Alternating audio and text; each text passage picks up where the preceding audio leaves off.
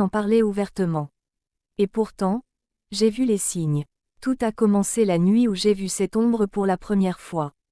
Je n'étais pas censé être là, mais mes yeux ont été attirés par une lumière vacillante sous la porte du bureau de la reine. Et puis, j'ai vu cette silhouette, si fine qu'elle semblait presque fondre dans les ténèbres, se glissant derrière le trône. J'ai voulu m'approcher, mais quelque chose m'a stoppé. Une sensation glacée, comme si l'air autour de moi se chargeait de mystère.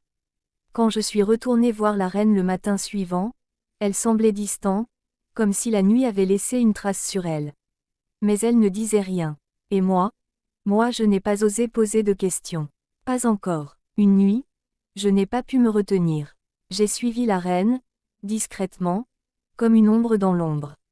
Elle n'allait pas dans ses appartements comme d'habitude. Non, elle s'est dirigée vers une partie du palais que je n'avais jamais vue. Là, un vieux passage secret, abandonné depuis des générations, qui menait à la salle des ancêtres. Je l'ai vue entrer, mais elle n'était plus seule. Il y avait une silhouette dans la pièce, un homme. Et je les ai entendus parler, mais ce n'étaient pas des mots d'amour. Non, c'était plus inquiétant. Je n'ai pas tout compris, mais il parlait d'un pacte, d'un échange.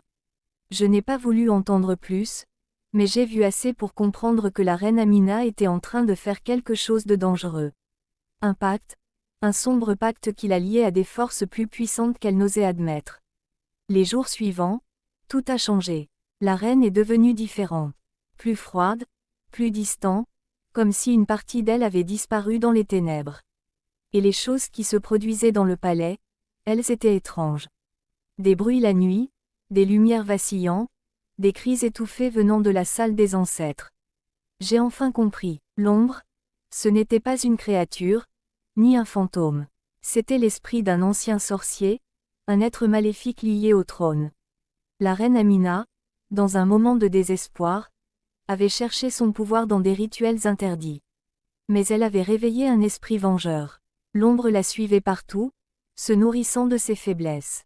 Je savais ce que j'avais vu, mais je n'étais pas prête à accepter l'horreur que j'avais découverte. La reine Amina, la souveraine que tout le monde aimait, n'était plus la même. Elle n'était plus qu'une marionnette, un outil entre les mains d'un pouvoir ancien et maléfique. Je n'ai eu d'autre choix. Une nuit, alors que l'ombre était particulièrement forte, je suis allée dans la salle des ancêtres pour confronter la reine. Elle était là, seule. L'esprit du sorcier était partout dans l'air, autour d'elle, se nourrissant de ses regrets et de sa peur. Je l'ai supplié, je lui ai dit qu'il était encore temps de rompre le pacte, de briser le sort, mais elle a ri. Elle m'a dit qu'elle ne pouvait plus revenir en arrière. L'ombre la dominait désormais, et elle ne voulait plus vivre sans son pouvoir. Mais avant qu'elle ne puisse faire quoi que ce soit, l'ombre l'a engloutie. Elle a disparu, avalée par la force qu'elle avait invoquée. Le lendemain, tout le palais était en chaos.